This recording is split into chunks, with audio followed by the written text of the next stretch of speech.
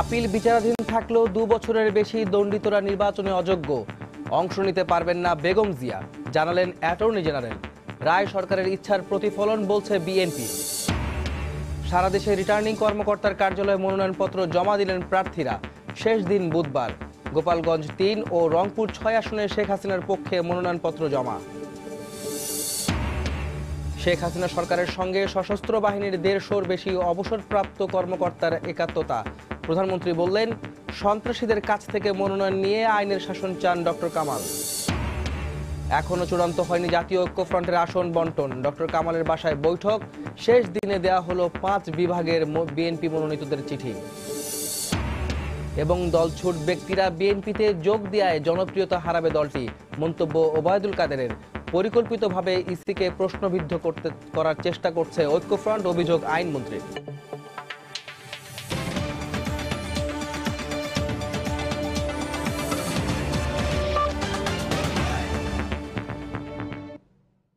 দেখছিলেন শিরোনাম। প্রবাসের সময়ের সঙ্গে আছে আমি আহমেদ সালেহিন। বিচারিক আদালতে কারো 2 বছরের বেশি দণ্ড হলে তিনি নির্বাচনে অংশ নিতে পারবেন না বলে রায় দিয়েছেন উচ্চ আদালত। তবে আপিল বিভাগে দণ্ড স্থগিত হলে নির্বাচনে অংশ নিতে বাধা থাকবে না। সাজা স্থগিত চেয়ে বিএনপির 5 নেতার আবেদন খারিজ করে এই রায় দেন আদালত। এই আদেশের ফলে বেগম খালেদা জিয়া সহ দণ্ডিতরা আগামী সংসদ নির্বাচনে অংশ নেওয়ার অযোগ্য হয়ে গেলেন বলে জানিয়েছেন অ্যাটর্নি জেনারেল। এই আদেশে সংক্ষুব্ধ আসামি পক্ষের আইনজীবীরা। দণ্ড স্থগিত না করেও শুধুমাত্র আপিল বিচারাধীন দেখিয়ে জাতীয় নির্বাচনে বিএনপি চেয়ারপারসন বেগম খালেদা জিয়া অংশ নিতে পারবেন কিনা এ নিয়ে আইনি বিতর্ক চলছিল। মঙ্গলবার সাজা স্থগিত চেয়ে বিএনপির 5 নেতার আবেদন খারিজ করে দিয়ে এই অস্পষ্টতা দূর করলেন উচ্চ আদালত। আদালত আদেশে বলেছেন, 2 বছরের বেশি দণ্ড হলে দণ্ডভোগের 5 বছর অতিবাহিত না হওয়া পর্যন্ত দণ্ডিতরা নির্বাচনে অংশ নিতে পারবেন না। তবে আপিল বিভাগে দণ্ডের রায় স্থগিত হলে প্রার্থী হতে বাধা নেই। সাজা স্থগিতের কোনো বিধান আইনে নেই বলেও অভিমত দিয়েছেন উচ্চ আদালত। সংবিধানের 66(2) ধারায় দুদকের আইনজীবী বলছেন, 2 বছরের বেশি সাজাপ্রাপ্তরা নির্বাচনের সুযোগ পেলে তা হবে সংবিধানের সুস্পষ্ট লঙ্ঘন। যে করাপশনের এলিগেশন মাথায় নিয়ে আবার ন্যাশনাল পার্লামেন্ট ইলেকশনে অ্যাটেন্ড করা এবং ক্ষমতায় যাওয়া, এগুলো ডিসকারেজ করেছে। কনভিকশন মাথায় নিয়ে ইলেকশন করা, এটা সংবিধানের মূল স্পিরিট, যেটা আর্টিকেল 66(2)(d) তার পরিপন্থী।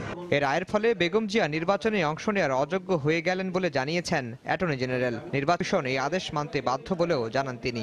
নির্বাচন কমিশন বা আদালত বা যে কোনো প্রতিষ্ঠান, তারা কি সংবিধানকে কোন রকম অগ্রাহ্য করতে পারবে? এটা সংবিধানের বিধান। 2 বছর কারাদণ্ড হলে তিনি নির্বাচনে অংশগ্রহণ করতে পারবেন না। এদিকে আদেশের ঘণ্টাখানিক পরই আদেশ স্থগিত চেয়ে সুপ্রিম কোর্টের চেম্বার আদালতে আবেদন করেছেন বিএনপির চিকিৎসক নেতা ডাক্তার AZM জাহিদ। অন্য 4 বিএনপি নেতাও আপিল করার ঘোষণা দিয়েছেন। 5 জন আসামি পক্ষের আইনজীবীরা বলছেন, আপিল বিচারাধীন বা দণ্ড স্থগিত করে নির্বাচনে অংশ নেওয়ার নজির রয়েছে। এর আগেও আমরা নজির দেখিয়েছি যে কনভিক্টেড পার্সনের কনভিকশন স্টে হলে ইলেকশন করতে পারে। ইন্ডিয়াতে ভুরি ভুরি ইনস্ট্যান্স রয়েছে, সেগুলো নজিরগুলো আমরা দাখিল করেছি, কোর্ট ওগুলোকে গ্রহণ করেননি। রাষ্ট্রপক্ষের আইনজীবীরা বলছেন, এ রায় শুধু বেগম জিয়ার প্রার্থিতার ক্ষেত্রেই নয়, সব দণ্ডপ্রাপ্তদের জন্যই প্রযোজ্য যারা নির্বাচনে অংশ নিতে যাচ্ছেন। আফজাল হোসেন, সময় সংবাদ, ঢাকা। নির্বাচনের আগে বেগম জিয়ার বিরুদ্ধে দেয়া আদালতের রায়ে সরকারের ইচ্ছার প্রতিফলন ঘটেছে বলে মন্তব্য করেছেন বিএনপি মহাসচিব মির্জা ফখরুল ইসলাম আলমগীর। মঙ্গলবার বিকেলে চেয়ারপারসনের গুলশান কার্যালয়ে ব্রিফিংয়ে এই কথা বলেন তিনি। এছাড়া জাতীয় ঐক্যফ্রন্ট ও 20 দলীয় জোটকে প্রতিহত করতেই এই রায় দেয়া হয়েছে বলেও মন্তব্য করেন মির্জা ফখরুল। নির্বাচনের পূর্বে দেশনেত্রীর বিরুদ্ধে আবার এই এক রায় দেওয়া যে তিনি নির্বাচন করতে পারবেন না, এটা কোনো মতেই জনগণের কাছে গ্রহণযোগ্য নয়। আমরা এটার তীব্র প্রতিবাদ জানাচ্ছি। আমরা মনে করি এই রায়, এই আদেশ সরকারের আশা ইচ্ছারই প্রতিফলন হয়েছে। আমরা এই রায় জনগণ মেনে নিতে পারে না। শুধু নির্বাচনকে ব্যাহত করার জন্য, বিএনপিকে প্রতিহত করার জন্য, ঐক্যফ্রন্টকে প্রতিহত করার জন্য, দেশের মানুষের অধিকারকে খর্ব করার জন্যই এই আদেশ দেওয়া হয়েছে। ডক্টর কামাল হোসেনরা দুর্নীতিবাজ, খুনি ও যুদ্ধাপরাধীদের সঙ্গে হাত মিলিয়ে দেশে কোন গণতন্ত্র প্রতিষ্ঠা করতে চায়, এমন প্রশ্ন তুলে প্রধানমন্ত্রী শেখ হাসিনা বলেছেন, তাদের যে কোনো ষড়যন্ত্র মোকাবেলায় সতর্ক থাকতে হবে। মঙ্গলবার সন্ধ্যায় গণভবনে সশস্ত্র বাহিনীর অবসরপ্রাপ্ত ১.৫ শতাধিক কর্মকর্তার সঙ্গে সাক্ষাৎ করে এ কথা বলেন প্রধানমন্ত্রী। প্রতিশোধ পরায়ণ মনোভাব নয়, বরং উন্নত বাংলাদেশ গড়ে তোলাই তার লক্ষ্য বলে জানান শেখ হাসিনা। মঙ্গলবার সন্ধ্যায় সেনা, নৌ ও বিমান বাহিনীর অবসরপ্রাপ্ত ১.৫ শতাধিক ঊর্ধ্বতন কর্মকর্তা হাজির হন গণভবনে। লক্ষ্য মুক্তিযুদ্ধের সপক্ষের শক্তির সঙ্গে একাত্মতা ঘোষণা। দলে দলে ভাগ হয়ে প্রধানমন্ত্রী শেখ হাসিনার হাতে ফুল দিয়ে তারা সংহতি জানান মুক্তিযুদ্ধের চেতনায় পরিচালিত সরকারের সাথে। অনুষ্ঠানে আগত কর্মকর্তারা তাদের বক্তব্যে বর্তমান সরকারের নানা উন্নয়ন কর্মকাণ্ডের ভূয়সী প্রশংসা করেন, প্রতিশ্রুতি দেন আগামীতে দেশের উন্নয়নে সম্পৃক্ত হওয়ার। যে মাহাথির মোহাম্মদের সময় মালয়েশিয়ার যে গ্রোথ ছিল, গত 7 বছরে বাংলাদেশের গ্রোথ তার চেয়ে অনেক বেশি ঊর্ধ্বমুখী। 16 ডিসেম্বর থেকে একটি বিজয় মঞ্চ তৈরি করব প্রতিটি জেলায়, উপজেলায় এবং ঢাকায়, এবং তার মাধ্যমে আমরা মুক্তিযুদ্ধের চেতনাকে ধরে রাখার জন্য 6টি স্লোগান ঠিক করেছি। আমরা আপনার সাথে আছি, আমরা যতটুকু পারি যে যেখানে আছি সেখান থেকে করব। এ সময় উপস্থিত কর্মকর্তাদের উদ্দেশ্যে প্রধানমন্ত্রী বলেন, সুশীল সমাজ নিজেদের স্বার্থকে প্রাধান্য দিয়ে হাত মিলিয়েছে খুনি ও সন্ত্রাসীদের সঙ্গে। যারা আমাকে এই দুর্নীতিবাজ বলে বলে বক্তৃতা দিয়েছে, আজকে তাদের অবস্থানটা কোথায়? সব যে ভিড়েছে এমন এক জায়গায়, তারা গণতন্ত্র রক্ষা করতে কার কাছে গেল? যারা একেবারে দুর্নীতির দায়ে সাজাপ্রাপ্ত, এতিমের অর্থ আত্মসাৎ করে সাজাপ্রাপ্ত, সেই সাজাপ্রাপ্ত মানুষের নেতৃত্বে চলে গেছেন আমাদের এই সুশীল বাবুরা গণতন্ত্র উদ্ধার করতে। আমি বলবো আমাদের ডক্টর কামাল হোসেন সাহেব সহ যে আমাদের সুশীল বাবুরা এক জায়গা হয়ে গেছেন, সবাই অনেক নীতির কথা বলে, এখন তাদের সেই নীতিটা কোথায় গেল? আদালতে দণ্ডিত অপরাধীদের কাছ থেকে মনোনয়ন নিয়ে ঐক্যফ্রন্ট নেতারা দেশে কোন গণতন্ত্র কায়েম করতে চান এমন প্রশ্ন তোলেন শেখ হাসিনা।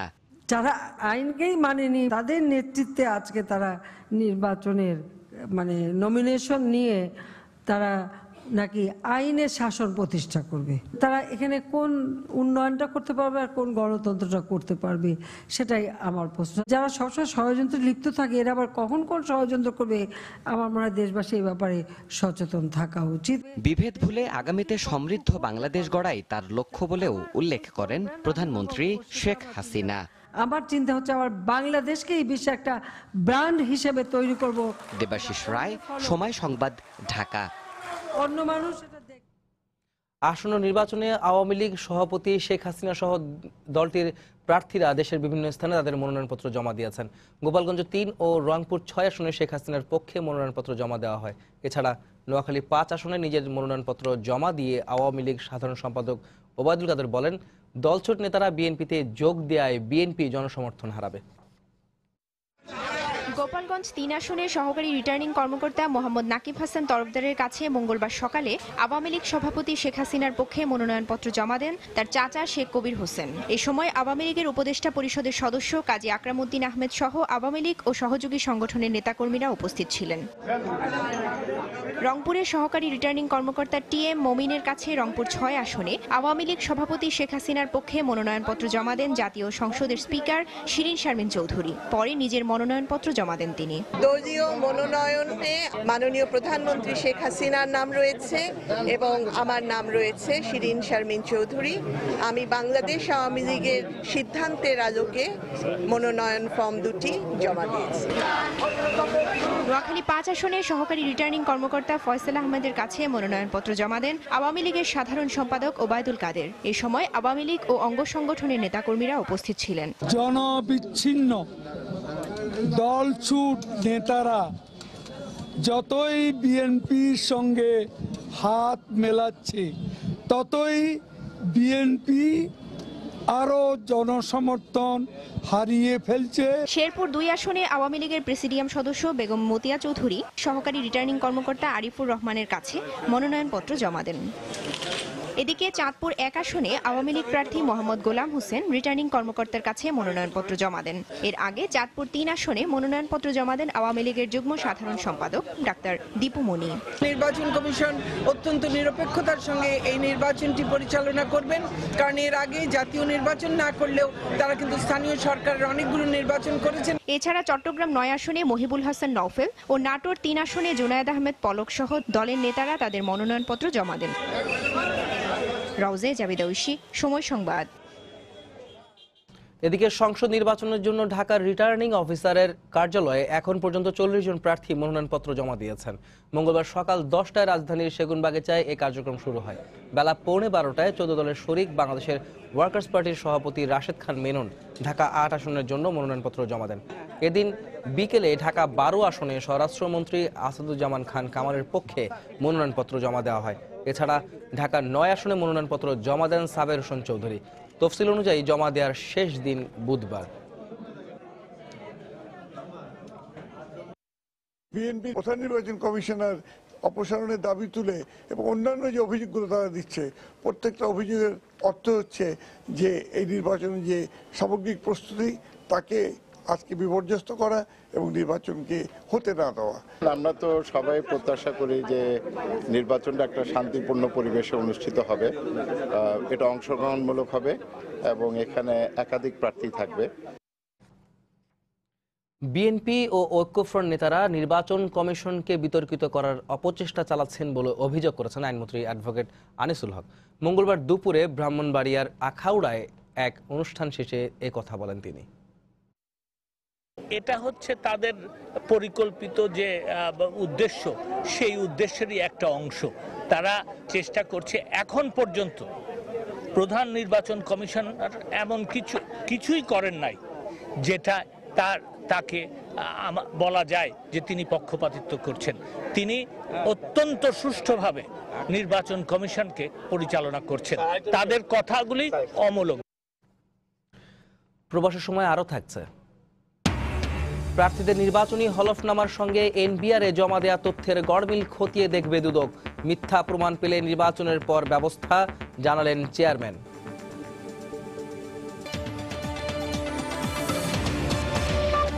দ্বিতীয় ও শেষ দিনে মনোনীত প্রার্থীদের হাতে মনোনয়নের চিঠি তুলে দিল বিএনপি।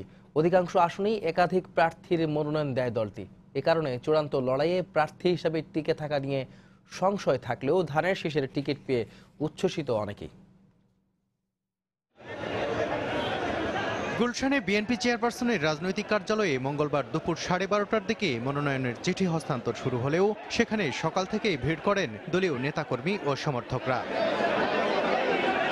ময়মনসিংহ বিভাগের প্রার্থীদের হাতে চিঠি দিয়ে দলের মহাসচিব মির্জা ফখরুল ইসলাম আলমগীর দ্বিতীয় দিনের মতো এই কার্যক্রম শুরু করেন। পরে চট্টগ্রাম, সিলেট, খুলনা ও ঢাকা বিভাগের মনোনীত প্রার্থীরা চিঠি নেন। তবে বরিশাল, রংপুর ও রাজশাহী বিভাগের যারা প্রথম দিনে চিঠি নিতে পারেননি, মঙ্গলবার তারাও চিঠি সংগ্রহ করেন। দলীয় মনোনয়ন পেয়ে খুশি প্রার্থীরা। আমি প্রায় 30,000 ভোট পেয়েছিলাম উপজেলা নির্বাচন করার সময়।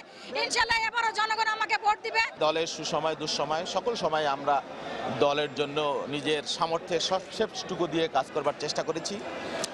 দল তার মর্যাদা দিয়েছে। ধানের শীষের মার্কা যারা যারা পেয়েছে তারা নিশ্চয়ই নির্বাচিত হবে। আমার এলাকার মানুষের প্রতি আমার যে আস্থা, যে বিশ্বাস, যে ভালোবাসা, ইনশাআল্লাহ মহান রাব্বুল আলামিন আমাকেই কামিয়াব করবে। বরগুনা 2 আসন থেকে মনোনয়নের চিঠি নেন দলের vice chairman advocate Khandakar Mahbub Hossain. Munshiganj 1 থেকে শাহ মুয়াজ্জেম হোসেন ও মীর শরফত আলী সপু, ফরিদপুর 2 থেকে শামা ওবায়দকে মনোনয়ন দেওয়া হয়। এদিন ঢাকা 6 আসনে সাদেক হোসেন খোকার ছেলে ইশরাক হোসেন, ঢাকা 8 আসনে মির্জা আব্বাস, ঢাকা 2 আসনে আমানুল্লাহ আমান, ঢাকা 13 আসন থেকে আতাউর রহমান ঢালি ও আব্দুল সালাম এবং ঢাকা 14 আসন থেকে মনোনয়নের চিঠি নেন সাবেক ফুটবলার আমিনুল হক। অধিকাংশ আসনেই একাধিক প্রার্থীকে মনোনয়ন দেওয়া হয়। শুধুমাত্র গণতন্ত্রের প্রতিষ্ঠা করার জন্য, দেশনেত্রী বেগম খালেদা জিয়াকে মুক্ত করার জন্য এবং দেশের মানুষের ভোটাধিকার ফিরিয়ে দেওয়ার জন্য আমরা নির্বাচনে যাচ্ছি। আমরা নিশ্চিত নির্দলীয় নিরপেক্ষ সরকারের অধীনে নির্বাচন হয়, সেই নির্বাচনে ঐক্যজোট শতকরা 90% জয়লাভ করবে। বিজয় ছিনিয়ে না পর্যন্ত আমরা মাঠ থেকে সরে দাঁড়াবো না। এদিকে ২০ দলীয় জোটের প্রার্থীদের মধ্যে চট্টগ্রাম ৫ আসনে কল্যাণ পার্টির চেয়ারম্যান সৈয়দ মোহাম্মদ ইব্রাহিম, চট্টগ্রাম ১৪ আসনে এলডিপি চেয়ারম্যান অলি আহমেদ ও ভোলা ১ আসনে বিজেপি নেতা আন্দালিব রহমান পার্থকে মনোনয়ন দেওয়া হয়। মঙ্গলবার গভীর রাতে দুদিনের এ কার্যক্রম শেষ হয়। সালাউদ্দিন সুমন, সময় সংবাদ, ঢাকা। জোটগত নয়, আপাতত দলগতভাবে জাতীয় ঐক্যফ্রন্টে থাকা দলগুলো মনোনয়নপত্র জমা দেবে বলে জানিয়েছেন জোটের শীর্ষ নেতা ডক্টর কামাল হোসেন। তবে মনোনয়ন প্রত্যাহারের আগে আলোচনা করেই জোটগতভাবে জাতীয় ঐক্যফ্রন্টের প্রার্থী চূড়ান্ত করা হবে বলেও জানান তিনি। মঙ্গলবার সকালে বেইলি রোডে জাতীয় ঐক্যফ্রন্টের বৈঠক শেষে ডক্টর কামাল এই কথা জানান। এ সময় জোটের মুখপাত্র মির্জা ফখরুল বলেন, মনোনয়ন নিয়ে আলোচনা ফলপ্রসূ হয়েছে। জাতীয় ঐক্যফ্রন্টের কোন দলকে কতটি আসন দেওয়া হবে তা চূড়ান্ত করতে মঙ্গলবার সকালে জোটের শীর্ষ নেতা ডক্টর কামাল হোসেনের বেইলি রোডের বাসায় আসেন বিএনপি মহাসচিব মির্জা ফখরুল ইসলাম আলমগীর। বৈঠকে আর উপস্থিত ছিলেন গণফোরাম নেতারা। নিঃসন্দেহে কিছু দলগুলোর মধ্যে তো আপনার আসনের সমস্যা তো সেটাকে দূর করার সমস্যা থাকবেই, সেটার জন্য আলাপ আলোচনা হচ্ছে। পরে ঐক্যফ্রন্টের শীর্ষ নেতা ডক্টর কামাল জানান, জোটগতভাবে কাদেরকে মনোনয়ন দেওয়া হবে তা চূড়ান্ত হবে ডিসেম্বরের প্রথম সপ্তাহে। আমাদের নামগুলো দিয়েছি, ওরা নোট করেছেন। মনোনয়নপত্র স্যার দলীয়ভাবে দেওয়া হচ্ছে, জোটগতভাবে নয়, বিষয়টি এরকম? হ্যাঁ, না, এটা জোটগতভাবে হচ্ছে না, এটা আলাদা আলাদা ফাইল করা হচ্ছে, পরে বসে এগুলোকে সমন্বয় করা যাবে। প্রত্যাহারের আগে তো বটে। ইভিএম ব্যবহার করার সিদ্ধান্ত নেয় নির্বাচন কমিশনের সমালোচনা করে যে কোনো মূল্যে নির্বাচনে অংশ নেওয়ার কথা জানান ডক্টর কামাল। নির্বাচন তো এই কারণে আমরা বাদ দেব না, সোজা কথা। প্রতিবাদ তো আছেই, থাকবে। এদিকে বিকেলে গুলশানে বিএনপি মহাসচিব জানান, শরিকদের ৬০টির মতো আসন ছাড় দেওয়া হবে। ঐক্যফ্রন্টকে আমরা এখনো তারা তাদের দল থেকেই দিচ্ছেন, মনে হয় না। তবে কোন আসন থেকেই নির্বাচন করছেন না ঐক্যফ্রন্টের শীর্ষ নেতা ডক্টর কামাল হোসেন। মাহমুদ রাকিব, সময় সংবাদ, ঢাকা। বিএনপির ভারপ্রাপ্ত চেয়ারম্যান তারেক রহমানের লন্ডনে বসে নির্দেশনা দেওয়ার বিষয়টির সমালোচনা করেছেন ঐক্যফ্রন্ট নেতা ডাক্তার জাফরুল্লাহ চৌধুরী। পিরোজপুর ১ আসনের বিএনপি থেকে মনোনয়নপ্রাপ্ত ব্যারিস্টার সারোয়ারের সঙ্গে ফোনালাপে তিনি একথা বলেন। মঙ্গলবার ফোনালাপটি সামাজিক যোগাযোগ মাধ্যমে ফাঁস হয়। এরা ওভার ওয়ার্ক অলসো, কোন তো সিস্টেমেটিক কিছু করে নাই তো। এক্স্যাক্টলি স্যার, এই যে যখন একটা সিদ্ধান্ত হয়েছে দলীয় ভাবে এবং সেটা ওই তারেক সাহেব অ্যাপ্রুভ করেছে, how a clerk or some officer can change it. না, আবার এটাও খারাপ, তারেক সাহেব ওইখান থেকে বৈশা হুকুমনামা দেবেন, ভাই তোমরা এখানে, এইটাও আবার ঠিক কাজটা। এখানে নিজেদের কাছে কিছু ক্ষমতা ছাড়তে হবে, এটা না হলে তো এটাও তোমার নিজেদের কাছে তন্ত্র না আসে, আলাপ আলোচনা না আসলে, এখনো যেমন আছে এখানে অনেক ইয়ে আছে যেটা দিলে লাভ হইতো তাদের। একটি দলকে সুবিধা দিতেই নির্বাচন কমিশন স্বপদে থেকে স্থানীয় সরকার জনপ্রতিনিধিদের জাতীয় নির্বাচনে অযোগ্য ঘোষণার সিদ্ধান্ত নিয়েছে বলে দাবি করেছে বিএনপি। তাদের মতে শেষ মুহূর্তে এসে এমন সিদ্ধান্ত নেওয়া উদ্দেশ্যমূলক। তবে এই সিদ্ধান্তকে স্বাগত জানিয়ে আওয়ামী লীগ বলছে, এর ফলে সব দলের মনোনয়ন চূড়ান্ত করা অনেকটা সহজ হবে। ২০০৮ সালের নবম জাতীয় সংসদ নির্বাচন ও ২০১৪ সালে দশম জাতীয় সংসদ নির্বাচনে স্থানীয় জনপ্রতিনিধিরা স্বপদে থেকে জাতীয় নির্বাচনে অংশ নিতে পারবে কিনা তা নিয়ে তখন বিভিন্ন রাজনৈতিক দল ও নির্বাচন কমিশনের মধ্যে দফায় দফায় চিঠি চালাচালি হয়। বিষয়টি তখন আদালতেও গড়ায়। আদালত সে সময় দ্বিধাবিভক্ত রায় দেয়। ফলে গত এক দশকেও এ বিষয়ে চূড়ান্ত সিদ্ধান্তে আসতে পারেনি নির্বাচন কমিশন। সবশেষ একাদশ জাতীয় সংসদ নির্বাচনকে সামনে রেখে বিষয়টি সম্পর্কে সুস্পষ্ট অবস্থান জানতে গত সপ্তাহে নির্বাচন কমিশনে বিএনপি সহ কয়েকটি দল চিঠি দেয়। এসব বিষয়ে শনিবার নির্বাচন কমিশনে বৈঠক করেন সচিব ও কমিশনাররা। বৈঠকে সিদ্ধান্ত হয়, যেহেতু গণপ্রতিনিধিত্ব আদেশ অনুযায়ী স্থানীয় সরকারের জনপ্রতিনিধিদের পদ লাভজনক, সেহেতু এ পদে থেকে নির্বাচনে অংশ নেওয়া যাবে না। নির্বাচন কমিশনের এই সিদ্ধান্ত ইতিবাচক হিসেবে দেখছে আওয়ামী লীগ। তারা বলছে, এর ফলে বড় দলগুলো থেকে মনোনয়ন ফরম সংগ্রহ করা অনেক প্রার্থী আপনা আপনি বাদ পড়ে যাবে। ফলে চূড়ান্ত মনোনয়ন দেওয়াও অনেক সহজ হবে। আমাদের পক্ষ থেকে যারা নমিনেশন পেয়েছেন তার ভিতরে কিন্তু আমরা কোনো উপজেলা চেয়ারম্যান বা জেলা পরিষদ মেয়র তাদের সুযোগ দিইনি। 4000-এর উপরে আমাদের মনোনয়ন বিক্রি হয়েছে। কমসে কম এর ভিতরে 1000 হলেও এই উপজেলা চেয়ারম্যান বা মেয়র এদের ভিতর থেকেও প্রার্থী ছিল। সব দলের জন্য এটা সুবিধা হবে, কারণ যখন আইনের বাধা তখন তাদের সান্ত্বনাটা এতটা দিতে হবে না। তবে শপথে থেকে নির্বাচনে অংশ নিতে না পারার সিদ্ধান্তকে উদ্দেশ্যমূলক দাবি করে বিএনপি বলছে ইসি নির্বাচন নিয়ন্ত্রণের চেষ্টা করছে। কোনো প্রয়োজনীয়তা ছিল না, এটার পিছনের উদ্দেশ্য কি তারাই বলতে পারবে। কিন্তু যে আইনটা ছিল সেই আইনে তো বহুদিন চলছে, কেন পদত্যাগ করে নির্বাচন করতে হবে? যত বেশি নির্বাচনের দিন ঘনিয়ে আসছে মনে হচ্ছে সিদ্ধান্তগুলো একটা নিয়ন্ত্রিত নির্বাচনের মধ্যে নিয়ে যাচ্ছে, একটি গোষ্ঠী দলকে সুযোগ দেওয়ার জন্য। কেউ যদি লোকাল গভর্নমেন্ট থেকে সংসদে যেতে চায় তাকে বাধাপ্রাপ্ত করার তো কোনো সুযোগ নেই, এটা তো সকলের অধিকার। 2008 সালে পৌর মেয়রের পদে থেকে এবং 2014 সালে উপজেলা ও ইউপি চেয়ারম্যান পদে থেকে কয়েকজন জনপ্রতিনিধি সংসদ নির্বাচনে অংশ নিয়েছিলেন। মাহমুদ রাকিব, সময় সংবাদ, ঢাকা। দ্বিতীয় দিনের মতো প্রার্থীদের মনোনয়নের চিঠি দিয়েছে জাতীয় পার্টি। মঙ্গলবার বেলা 12টার কিছু পর চিঠি দেওয়া শুরু করে দলটি। রাজধানীর বনানীতে দলের চেয়ারম্যানের কার্যালয় থেকে চিঠি সংগ্রহ করেন মনোনয়ন প্রাপ্তরা। এ সময় নির্বাচনে লাগনের টিকিট পেয়ে উচ্ছ্বাস প্রকাশ করেন তারা।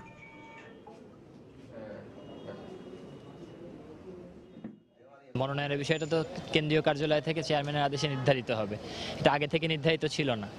গতকালকে জানলাম এবং আজকে এসে সকালে ফর্ম নিলাম, এখন এলাকায় চলে যাব। প্রত্যেকভাবে বলা হয়েছে যে জোট মহাজোট বা যেটাই হোক না কেন সবাই সম্মিলিতভাবে আমরা কাজ করব। এখন এখান থেকে দলীয় হাইকমান্ড বা দলীয় চেয়ারম্যান যে সিদ্ধান্ত দেবে সেই সিদ্ধান্ত আমরা মেনে নেব। গতকালকে আমরা মনোনয়ন ফর্ম বিলি করার পরে আগামীকাল লাস্ট ডেট মনোনয়ন সাবমিট করার জন্য, সেজন্য অনেক নেতৃবৃন্দই কিন্তু আজকে আর ঢাকা নেই, যার যার নির্বাচন এলাকা চলে গেছে তাদের মনোনয়ন ফর্ম জমা দেওয়ার জন্য। মহাজোট থেকে যাকেই মনোনয়ন দেওয়া হবে জাতীয় পার্টি তার পক্ষেই কাজ করবে বলে জানিয়েছেন দলটির মহাসচিব ABM রুহুল আমিন হাওলাদার।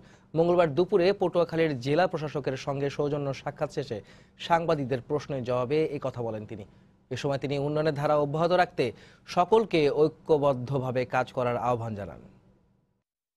প্রধানমন্ত্রী তিনি যে সিদ্ধান্ত দেবেন সেই সিদ্ধান্ত আমরা তার সাথে জোটে আছি, মহাজোটে আছি এবং আমরা একযোগে কাজ করব, যাতে করে আগামী দিনে আমরা সংখ্যাগরিষ্ঠতা অর্জন করে যে উন্নয়ন সৃষ্টি হয়েছে দেশের, যে জোয়ার উন্নয়নের চলছে, এই ক্ষেত্রে আরও ব্যাপকভাবে সমৃদ্ধিশালী একটি বাংলাদেশ হওয়ার জন্য আমরা সকলে মাননীয় প্রধানমন্ত্রী শেখ হাসিনাকে সহযোগিতা করব।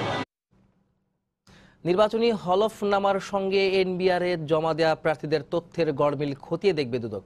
অনুসন্ধানে তথ্য গোপন বা মিথ্যা তথ্য দেওয়ার প্রমাণ পেলে নির্বাচনের পর তাদের বিরুদ্ধে ব্যবস্থা নেওয়া হবে বলে জানিয়েছেন দুদক চেয়ারম্যান ইকবাল মাহমুদ। মঙ্গলবার দুপুরে সাংবাদিকদের প্রশ্নের জবাবে এই কথা জানান তিনি।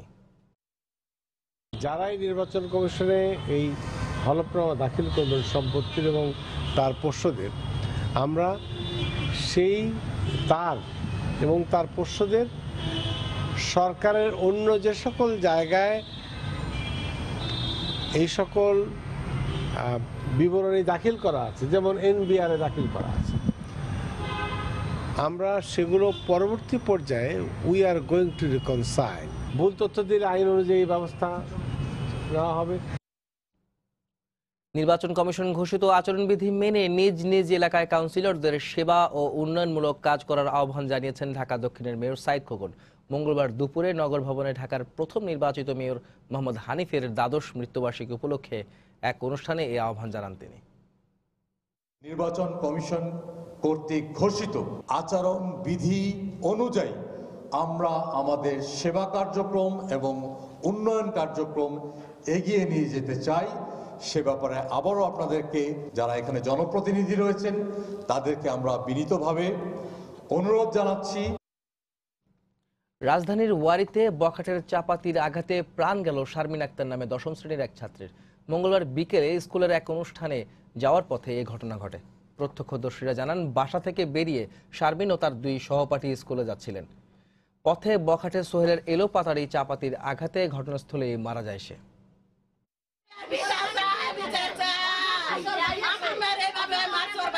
নিহত শিক্ষার্থী শারমিনের বাসায় এখন শোকের মাতম। সন্তানকে হারিয়ে হতবিহ্বল তার মা। শারমিন রাজধানীর ওয়ারির কাজী আরিফ স্কুল অ্যান্ড কলেজের দশম শ্রেণীর শিক্ষার্থী ছিল। প্রত্যক্ষদর্শীরা জানান, শারমিন ও তার দুই সহপাঠী বিকেল 2:45টার দিকে রেল লাইনের পাশ দিয়ে স্কুলে যাচ্ছিল। এ সময় বখাটে সোহেল চাপাতি দিয়ে তার ঘাড়ে কোপ দেয়। এতে ঘটনাস্থলে মারা যায় সে। স্থানীয়রা সোহেলকে ধরে গণপিটুনি দিয়ে পুলিশে দেয়। খালতো বোন আর একটা বান্ধবী আর ওই মেয়েটা ওটা দিক দিয়ে হাইটা যেতেছিল, যাইতে যাইতে পরে ওই ছেলেটা ওর অন্য ধরে টানাটানি করতেছিল, ওর হাইটা চলে যেতেছিল, তখন পিছন থেকে আইসে ওইটা দিয়ে খুব দিয়ে চলে যায় জোর দিয়ে, আর এলাকার মানুষ ওনারা ধরে। শারমিনের স্বজনরা জানায় সোহেল দীর্ঘদিন ধরে তাকে উত্ত্যক্ত করে আসছিল। এ কারণে ওয়ারী থানায় একটি জিডিও করে তার পরিবার। নির্মম এই হত্যাকাণ্ডের বিচার দাবি করেছেন পরিবারের সদস্যরা। আর সর্বোচ্চ সাজা ফাঁসি, আর মৃত্যু চাই আমরা। পুলিশ জানায় ঘটনায় সোহেলের জড়িত থাকার প্রমাণ পাওয়ায় বুধবার তাকে আদালতে পাঠানো হবে। 5-7 মাস আগে জিডি করা হয়েছিল। হ্যাঁ, তখন আমাদের সাব ইন্সপেক্টর সে ওই বিষয়ে তদন্ত করছে। তদন্ত করার পরে ওই যে মেয়ের যে মা, এদের চাহিদা মোতাবেক যে মেয়ে তো বিয়ে দিবে না, বিয়ের আলাপ নাকি হচ্ছিল। পরে বলছে যে ওই ছেলেটাকে একটু থ্রেট দিয়ে দিলে হবে। থ্রেট দিয়ে দিচ্ছে, এদের দোকানপাট ভাঙিয়ে দোকান করতো, এতে চলে গেছে। পরে আর ওই ছেলে ছিল না। এখন ঘটনা করছে, আমরা তার ধরতে পারছি, তার জন্য সর্বোচ্চ সাজা দিতে হয় সেই ব্যবস্থা আমরা করব। শারমিনের মরদেহ ময়নাতদন্তের জন্য স্যার সলিমুল্লাহ মেডিকেল কলেজ হাসপাতালে নেওয়া হয়েছে। হাবিবুল ইসলাম হাবিব, সময় সংবাদ, ঢাকা। রাজধানীর কারণ বাজারে বাস চাপায় গুরুতর আহত হয়েছেন এক পথচারী। তাকে ঢাকা মেডিকেল কলেজ হাসপাতালে চিকিৎসা দেওয়া হচ্ছে। পুলিশ ও প্রত্যক্ষদর্শীরা জানান, মঙ্গলবার সন্ধ্যা 6:30টার দিকে কারওয়ান বাজার মোড়ে রাস্তা পার হচ্ছিলেন SM রাশেদ হোসেন। এ সময় ট্রাস্ট পরিবহনের বাসের সামনে পড়েন তিনি। এক পর্যায়ে বাসের ধাক্কায় চাকার নিচে পড়ে আহত হন তিনি। পরে আশপাশের লোকজন তাকে উদ্ধার করে হাসপাতালে নিয়ে যান। চিকিৎসক জানিয়েছেন, রাশেদের বাম হাত ও কাঁধের হাড় ভেঙে গেছে। রাশেদ সেগুনবাগিচায় একটি বেসরকারি প্রতিষ্ঠানে চাকরি করেন বলে জানিয়েছেন স্বজনরা। বাম পাশে একটা হাড় ভাঙা আছে এবং অ্যাক্সিডেন্টের কারণে তার কি যে হাতে বেশ খানিকটা অংশ ক্ষত হয়েছে আর কি। তার কোনো হেড ইঞ্জুরি আছে কিনা সেটা ইভালুয়েশন করার জন্য আমরা রোগীটাকে নিউরোসার্জারি ডিপার্টমেন্টে পাঠাইছি। দুটি বাস যখন সার্ভিস লেন দিয়ে যাচ্ছিল তখন একজন পথচারী সামনে চলে আসাতে উনি আহত হন বাসের ধাক্কাতে। আমরা বাস দুটিকে আটক করেছি, ড্রাইভারও আটক আছে আমাদের কাছে। আমরা এখন আইনগত ব্যবস্থা নেওয়ার প্রক্রিয়া শুরু করেছি। এবার প্রবাসের খবর। প্রায় 1 মাস নিখোঁজ থাকার পর কুয়েতে প্রবাসী বাংলাদেশি সাংস্কৃতিক কর্মী চাঁদ চৌধুরীর মরদেহের সন্ধান পাওয়া গেছে। বাংলাদেশ দূতাবাস জানায়, গেল মাসে অসুস্থ হওয়ার পর কুয়েতের আদান হাসপাতালে ভর্তি হন চাঁদ চৌধুরী। এরপর দীর্ঘদিন নিখোঁজ ছিলেন তিনি। সোমবার হাসপাতালের হিমঘরে তার মরদেহ শনাক্ত করে বাংলাদেশ দূতাবাসের কর্মকর্তারা। এ খবর ছড়িয়ে পড়লে বাংলাদেশি কমিউনিটিতে শোকের ছায়া নেমে আসে। রহস্যজনক এই মৃত্যুর ঘটনা খতিয়ে দেখছে কর্তৃপক্ষ। সব আনুষ্ঠানিকতা শেষে দ্রুত তার মরদেহ দেশে পাঠানো হবে বলে জানিয়েছে দূতাবাস। উন্নত চিকিৎসার জন্য থাইল্যান্ডের পথে চলচ্চিত্র পরিচালক আমজাদ হোসেন। মঙ্গলবার গভীর রাতে তাকে বহনকারী এয়ার অ্যাম্বুলেন্সটি রওনা দেয়। এর আগে থাইল্যান্ডের বামরুনগ্রাদ হাসপাতাল থেকে 3 সদস্যের চিকিৎসক প্রতিনিধি দল রাতে বাংলাদেশ পৌঁছে আইসিইউতে থাকা আমজাদ হোসেনকে পর্যবেক্ষণ করেন। প্রায় 1.5 ঘন্টা পর্যবেক্ষণ শেষে প্রতিনিধিরা আমজাদ হোসেনকে থাইল্যান্ডে নিয়ে যাওয়ার পরামর্শ দেন। এ সময় হাসপাতালে ছুটে আসেন চলচ্চিত্র ও নাট্যাঙ্গনের শিল্পীরা। চিকিৎসার সব খরচ বহন করার জন্য প্রধানমন্ত্রী শেখ হাসিনার প্রতি কৃতজ্ঞতা জানিয়ে দেশবাসীর কাছে দোয়া চেয়েছেন আমজাদ হোসেনের পরিবার। গত 25 নভেম্বর মস্তিষ্ক রক্তক্ষরণজনিত কারণে অসুস্থ হয়ে রাজধানীর একটি হাসপাতালে ভর্তি হন আমজাদ হোসেন। সেদিন থেকে তিনি লাইফ সাপোর্টে আছেন।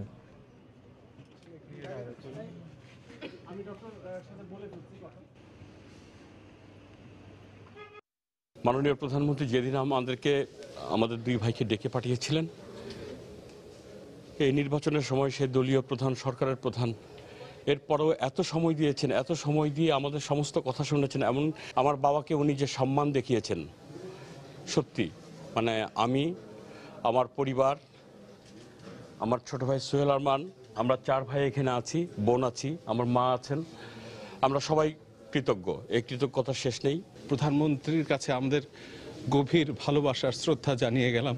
উনি যেভাবে, আমি জানি না উনি বাংলাদেশকেই হয়তো এভাবেই দেখেন। ক্রিটিক্যালি এই বিষয়ে কোনো সন্দেহ অবস্থায় আমরা গোড়া থেকেই কিন্তু সাপোর্টিভ ট্রিটমেন্ট দিয়ে যাচ্ছি এবং এটা এখনও চলছে। তো বিদেশি ডাক্তার যারা আসছেন তারা বললেন কি তারা পেশেন্টকে শিফট করতে পারবেন। তো এখন আমাদের মেনলি সাপোর্ট দিচ্ছি আমরা। রাজধানীর বাড্ডা এলাকায় অভিযান চালিয়ে এক নারী সহ 2 মাদক ব্যবসায়ীকে গ্রেফতার করেছে সিআইডি। জব্দ করা হচ্ছে 2টি মাইক্রোবাস ও একটি মোটরসাইকেল। মঙ্গলবার দুপুরে সংবাদ সম্মেলনে সিআইডির বিশেষ পুলিশ সুপার মোল্লা নজরুল ইসলাম জানান, গোলাম ফারুক দীর্ঘদিন ধরে অবৈধভাবে অস্ত্র এবং ইয়াবার ব্যবসা করে আসছিল। এজেন্টের মাধ্যমে টেকনাফ থেকে ইয়াবা এনে ঢাকার বিভিন্ন স্থানে বিক্রি করত সে। এ কাজে সহায়তা করত তার স্ত্রী। অবৈধ ব্যবসার মাধ্যমে গোলাম ফারুক বিপুল সম্পত্তির মালিক হয় বলে তথ্য পায় সিআইডি। গ্রেফতারের পর প্রাথমিক জিজ্ঞাসাবাদের ঘটনার সত্যতা স্বীকার করে তারা।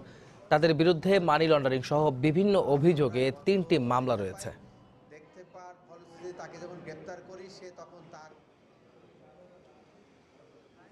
আমরা মানি লন্ডারিং মামলার সূত্র ধরে গতকালকে আমরা ফারুককে গ্রেপ্তার করতে সক্ষম হই এবং তার স্ত্রীকে আমরা গ্রেপ্তার করি এবং তাদের হিউজ পরিমাণ সম্পদ আমরা পাই।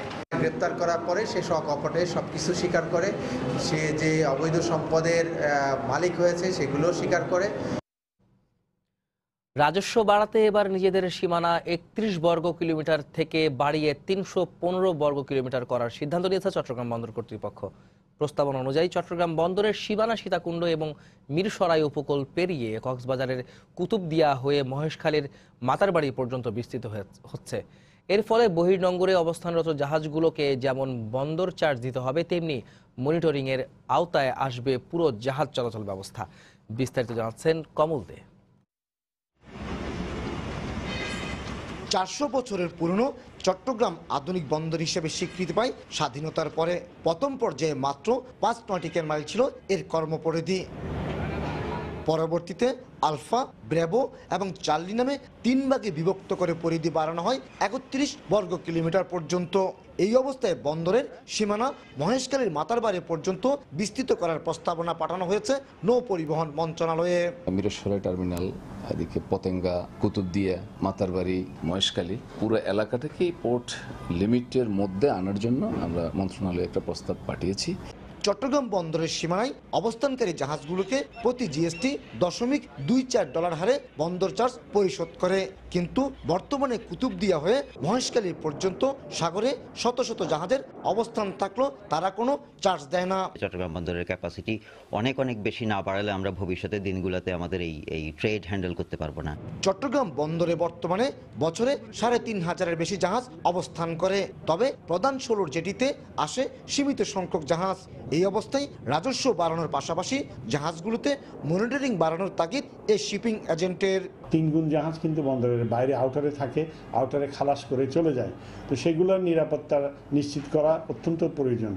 বন্দরের প্রস্তাবনা অনুযায়ী সীমান্তের শেষ প্রান্তে মহেশখালীর মাতারবাড়ি এলাকায় বিদ্যুৎ কেন্দ্র নির্মাণের পাশাপাশি স্থাপন করা হয়েছে এলএনজি স্টেশন। সে সাথে চলছে বন্দর নির্মাণের কাজও। কমল দে, সময় সংবাদ, চট্টগ্রাম। আখাউড়া ও আগরতলা ডুয়েল গেজ রেলপথ নির্মাণ প্রকল্পের দৃশ্যমান কাজ শুরু হয়েছে।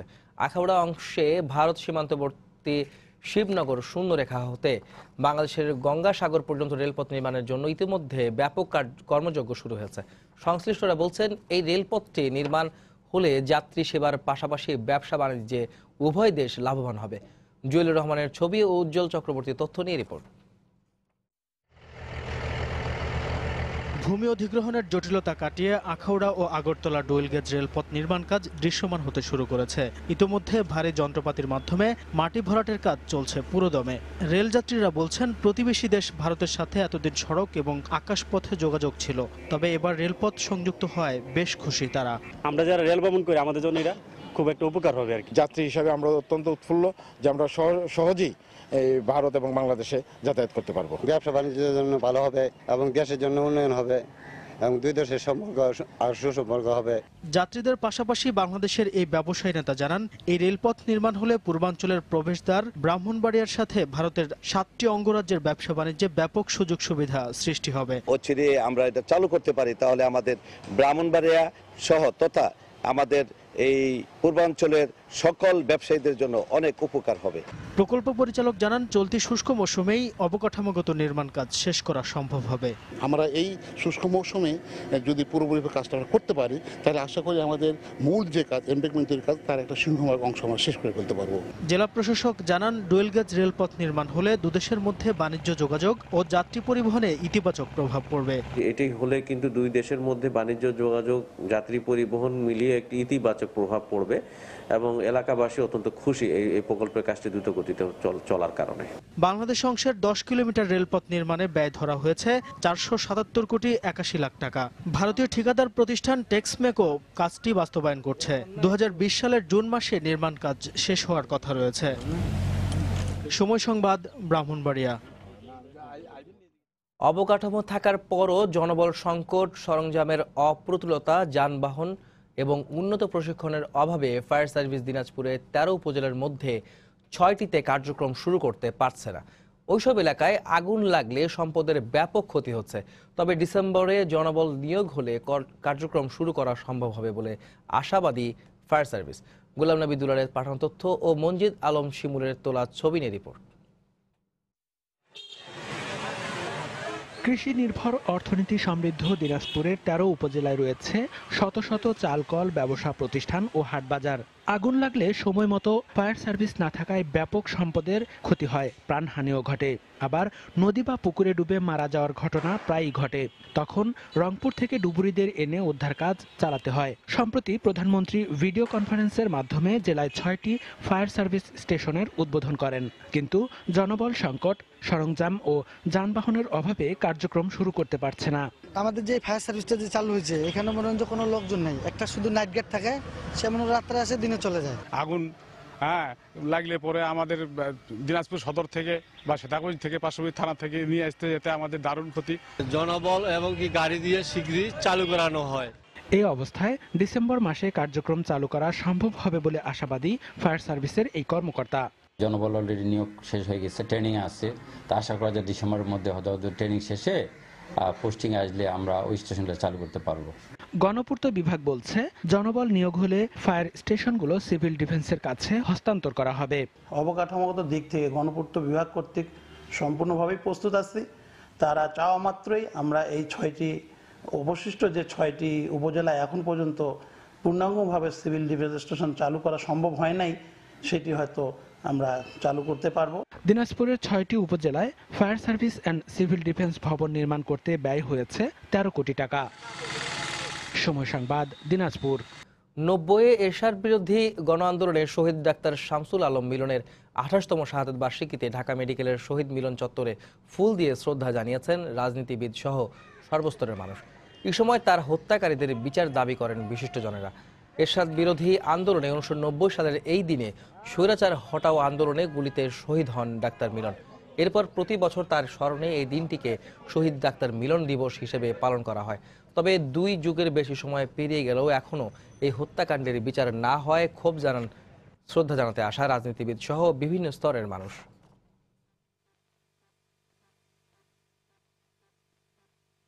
এ পর্যায়ে শীর্ষ সংবাদ জানিয়ে দিচ্ছি আরেকবার। আপিল বিচারাধীন থাকলেও 2 বছরের বেশি দণ্ডিতরা নির্বাচনে অযোগ্য, অংশ নিতে পারবেন না বেগম জিয়া, জানালেন অ্যাটর্নি জেনারেল। রায় সরকারের ইচ্ছার প্রতিফলন বলছে বিএনপি। সারা দেশে রিটার্নিং কর্মকর্তার কার্যালয়ে মনোনয়নপত্র জমা দিলেন প্রার্থীরা। শেষ দিন বুধবার। গোপালগঞ্জ 3 ও রংপুর 6 আসনে শেখ হাসিনার পক্ষে মনোনয়নপত্র জমা। শেখ হাসিনা সরকারের সঙ্গে সশস্ত্র বাহিনীর 150-র বেশি অবসরপ্রাপ্ত কর্মকর্তার একাত্মতা। প্রধানমন্ত্রী বললেন, সন্ত্রাসীদের কাছ থেকে মনোনয়ন নিয়ে আইনের শাসন চান ডক্টর কামাল। এখনো চূড়ান্ত হয়নি জাতীয় ঐক্যফ্রন্টের আসন বন্টন। ডক্টর কামালের বাসায় বৈঠক। শেষ দিনে দেয়া হলো 5 বিভাগের বিএনপি মনোনীতদের চিঠি। এবং দলছুট ব্যক্তিরা বিএনপিতে যোগ দেওয়ায় জনপ্রিয়তা হারাবে দলটি, মন্তব্য ওবায়দুল কাদেরের। পরিকল্পিতভাবে ইসিকে প্রশ্নবিদ্ধ করার চেষ্টা করছে ঐক্যফ্রন্ট, অভিযোগ আইনমন্ত্রী। এই ছিল প্রবাসের সময়। যে কোনো খবর পেতে ভিজিট করুন সময় নিউজ টিভি। আপনার মোবাইলে সময় সংবাদ দেখতে ও সকল খবর পেতে ডাউনলোড করুন সময় অ্যাপ। এছাড়া এই মাত্র পাওয়া খবর আপনার মোবাইলে পেতে SMS করুন *BN লিখে পাঠিয়ে দিন 16242 নম্বরে। সঙ্গেই থাকুন সময়।